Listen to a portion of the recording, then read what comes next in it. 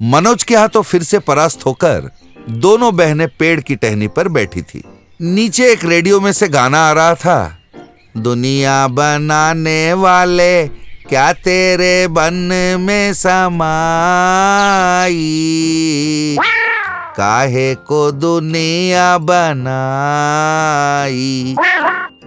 बहन, हाँ दीदी, क्या करें, इस लॉकडाउन ने तो हमारे खाने की समस्या बढ़ा दी है। पेट भर खाए कितने दिन हो गए, कुछ खरीद कर खाने के लिए पैसे भी नहीं हमारे पास। हम लोग मेहनत भी नहीं कर सकती हैं, ऊपर से ये भूख, तरह तरह का खाना खाने का मन कर रहा है। आ गया दीदी। क्या बाथरूम? छी, आइडिया आया है। मेरा सिम जियो है, आइडिया नहीं चाहिए। मैं भूख से मर रही हूँ, बेकार के मजाक करना बंद करो। ठीक है, आइडिया बता।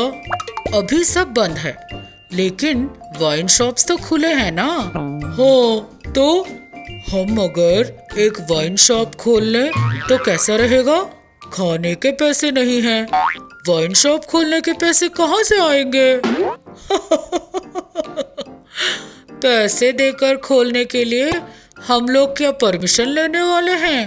दूसरे दुकानों से चुरा कर अपने दुकान में बेच देंगे। फिर एक दिन रात दोनों बहनें पास वाले गांव में गई।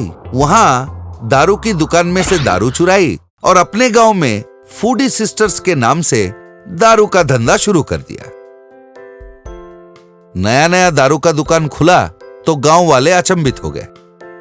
ए बाबू, नया दारू का दुकान खुला है, चलना तो ठंडी बियर माराते हैं। बड़ी चुड़ैल बोतलें दे रही थी और छोटी चुड़ैल बैठकर पैसे ले रही थी। ओ मैडम, एक ब्रीजर देना तो। ब्रीजर? चल भाग, ऐसी चीजें नहीं है यहाँ। हमारे पास केवल नशा देने वाले बॉटल्स ही हैं। बहुत गर्मी है, ठंडा सा बियर ले जा। ठीक है, 4 बियर के बोतलें दे दो। हाँ, अब की ना सही बात। बड़ी ने 4 बियर की बोतलें दे दी। इस तरह एक के बाद एक इनकी दुकान पर लाइन लग गई। चटोरी चुड़ैल की वाइन की दुकान के बारे में मनोज को पता चला। वो इनके दारू के दुकान के पास आया। मनोज को देखकर दोनों बहनें सुन पड़ गए। बड़ी ने कहा, बहन, ये मनोज का बच्चा तो इधर ही आ रहा है। वाइन शॉप पे किस लिए आते हैं? वाइन के लिए। आने दे उसे। ओए, मैंने जो सुना वो सच है? हाँ मनोज, क्या चाहिए? बियर, क्वार्टर, फुल बॉटल, क्या पिएगा बोल। तू जो भी पिएगा फ्री होगा। हमारे वाइन शॉप के खुलने की खुशी में तुझे दावत दे रहे हैं। सुना है ससुराल का माल हो तो जमाई दान धर्म करता है। तुम्हारा माल तो है नहीं, अब दान धर्म में जुट गए हो। ये सब हमारा नहीं तो किसका है बोल? तुमने जिस दुकान से चोरी की थी ना, वो मेरा ही है। पर वहाँ से ज्यादा पब्लिक तो यहाँ है।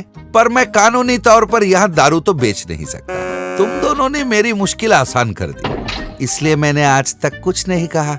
अब पूरा दारू बिक गई है, इसलिए मैं यहाँ पहुँचा। मनोज की बातें सुनकर दोनों बहनों के हाथ पैर ठंडे हो गए। लाओ, अब पैसे निकालो, नहीं तो थोड़ी देर में भूतों को पकड़ने वाला आ पहुंचेगा। उससे कहकर तुम दोनों को मैं जमीन में गड़वा दूंगा। उन्होंने चुपचाप सारे पैसे निकाले और मनोज को दे दिया। पैसे लेकर मनोज भी वहां से चला गया। फिर दोनों बहनें वहीं पर अपने सर पकड़ के बैठ गए। कई दिनों से वो एक मोबाइल फोन खरीदने का सोच रहा था और इसके लिए वो हर रोज थोड़े थोड़े पैसे जमा कर रहा था। शिवा का एक दोस्त था जिसका नाम था विजय। वो बड़ा लालची था। एक दिन शिवा को पैसे गिनते हुए विजय ने देख लिया। क्यों भाई, पैसे गिन रहा है? कितना बचाया है? ज्यादा कुछ नहीं भाई, थोड़ा थोड़ा बचा रहा हूँ। तो बचा तो थोड़ा थोड़ा रहा है, पर तेरे सपने शायद बड़े बड़े हैं। हाँ भाई, सपने तो बड़े बड़े हैं।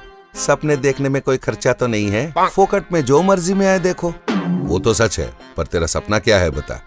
मेरे कोई बहुत बड़े सपने तो नहीं है, एक छोटा सा फोन खरीद सकूं, इसलिए कई दिनों से पैसे जमा कर रहा हूँ। फोन खरीदना है? अरे बाप रे, फोन खरीद के करेगा क्या? किसी लड़की वड़की को पटा रखा है क्या?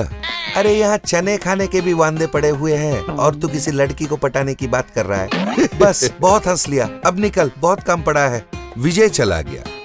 4 दिन बाद शिवा अपने जमा किए हुए पैसे को गिन रहा था। इन पैसों से एक छोटा मोटा फोन आ जाएगा, जाके खरीद लेता हूँ।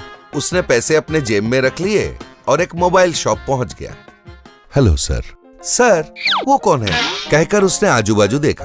आपसे ही कह रहा हूँ सर। क्या? मुझसे कह रहे थे ये बड़ी बड़ी बातें करना बंद करो और 1000 रुपए में मुझे एक छोटा सा फोन दिखाओ। ये लीजिए 1000 रुपए का फोन। थोड़ा कम नहीं करोगे? 950 दीजिए। चलो 900 रुपए देता हूँ, दे दो। उसने 900 रुपए दे दिए और फोन लेकर बाहर आ गया। छोटा है पर बड़ा प्यारा है ये फोन। मेरा फोन खरीदने का सपना आज पूरा हो गया। वो अपना फोन देखते हुए जा रहा था। सामने से जशवंत नाम का आदमी आ रहा था, उससे टकरा गया और शिवा के हाथ में से फोन जाकर नीचे ड्रेनेज में गिर गया। ये देखकर बेचारा शिवा जोर से चिल्ला उठा, मेरा फोन अभी तो खरीदा था, इतने में तेरे 100 साल पूरे हो गए। मेरा फोन 1000 रुपए का फोन को मैंने 900 रुपए में खरीदा। सर, मेरा फोन सर नाली में गिर गया। आपको पता है मैं उसे खरीदने के लिए कब से पैसे जमा कर रहा हूँ। जशवंत ने उसे दिलासा दिलाया। सुनो, रोना बंद करो। छोटे से फोन के लिए ऐसे रोते हैं क्या? चुप हो जाओ, तुम तो बड़ा सरल आदमी लगते हो। मैं तुम्हें तुम्हारा फोन दे दूंगा। कैसे दोगे सर? वो तो ड्रेनेज में गिर गया है ना। मैं दूंगा ना, तुम देखते रहो। फिर जशवंत ने अपने जेब से रुमाल निकाला और उसे हाथ में पकड़ के कहा, आब्राकादाब्रा, आब्राकादाब्रा, बन जा सैमसंग फोन। उसके रुमाल हटाते ही हाथ में सैमसंग फोन था। ये देखते ही शिवा दंग रह गया। ये लो तुम्हारा फोन। ये मेरा फोन नहीं है, मेरा फोन मुझे दो। तुम्हारा नहीं है तो रुक जाओ। उसने फिर से रुमाल से हाथ ढका और कहा, आब्राकादाब्रा, आब्राकादाब्रा। उसके रुमाल हटाते ही इस बार हाथ में आईफोन था। लो तुम्हारा फोन लो। अरे मेरा फोन मुझे दो ना, है उल्टा सीधा फोन क्यों दे रहे हो? ये मेरा नहीं है, मेरा छोटा सा डब्बा फोन है। डब्बा फोन है, मैं देखता हूँ। फिर से हाथ को रुमाल से ढक के, आब्राकादाब्रा, आब्राकादाब्रा, बन जा डब्बा फोन। उसने रुमाल हटाई। हाँ, यही है, यही है, यही मेरा फोन है। ले लो, ये बाकी दो भी तुम्हारा ही है, रख लो। मेरा है? अरे मैं क्या करूं, इनमें रिचार्ज कराने का पैसे भी नहीं है मेरे पास।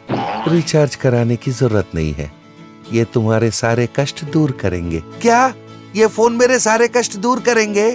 सुनो, इन्हें ले जाओ, तुम खुद ही समझ जाओगे। ठीक है, थैंक्स, कहकर वो वहां से चला गया। इस घटना को कुछ दूरी से पूरी तरह विजय ने देख लिया। अरे, लगता है कोई बड़ा जादूगर है। उसका डब्बा फोन के साथ साथ सैमसंग फोन और आईफोन भी दे दिया। मैं भी उसे धक्का मारता हूँ, मेरा फोन तोड़ के रोता हूँ तो मुझे 2 नए फोन मिलेंगे। ये सोचकर वो जशवंत के सामने से आया, उसे धक्का मारा और अपना फोन खुद ही गिरा दिया। उसका फोन टूट गया। अरे मेरा फोन 10,000 दे के परसों ही खरीदा था, तूने ही मेरा फोन तोड़ा है, मुझे नया फोन दे। ठीक है, रोना बंद करो, मैं देता हूँ। फिर उसने अपने हाथ में रुमाल लेकर कहा, आब्राकादाब्रा, आब्राकादाब्रा, कहकर उसने रुमाल हटाई। हाथ में सैमसंग फोन था। फोन देखते ही विजय बोला, हाँ यही मेरा फोन है। यही है, पर एक और फोन भी था मेरा। एक और था, रुक जाओ। उसने फिर से अपने हाथ को रुमाल से ढका। आब्राकादाब्रा, आब्राकादाब्रा। उसने रुमाल हटाई। इस बार हाथ में आईफोन था। हाँ यही है, तुम कितने भले इंसान हो, मेरे फोन मुझे दिला दिया। तू क्या नखरे कर रहा है? आया, धक्का मारा और अपना फोन खुद ही तोड़ लिया। जो भी फोन दिखाता हूँ तेरा खुद का बोल रहा है। मैं क्या तुझे पागल दिख रहा हूँ? हाँ, अच्छा, आब्राकादाब्रा, आब्राकादाब्रा, कहकर उसने विजय के बदन पे से शर्ट और पैंट गायब कर दिया। ये क्या कर दिया? मेरा शर्ट और पैंट मुझे वापस दे दे। 5 मिनट और यहाँ रुका तो वो लंगोट भी गायब कर दूंगा। अरे बाप रे, ये तो मेरा लंगोट गायब करने वाला है, भागो। वो डर के मारे वहां से भाग गया। दस तेरी की, आईफोन के पीछे दौड़ा तो 10,000 का फोन भी गया और बदन पे कपड़े भी गए। वो वहां से भाग गया। ऐसे ही ज्ञानवर्धक कहानियों के साथ हम फिर मिलेंगे।